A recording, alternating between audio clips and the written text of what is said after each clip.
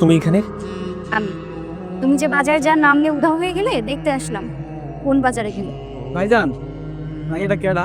একটা মাইয়া, তোর এটা কিছু জানা লাগবে না, তুই ভিতরে যা। ওই মায়ের একটা মায়া মানে বলতে পারতেছো না যে আমি তোমার বউ?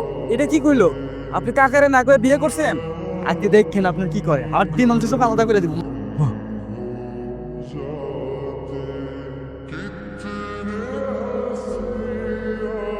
বাদল, বাদল, এক গ্লাস পানি দে তো।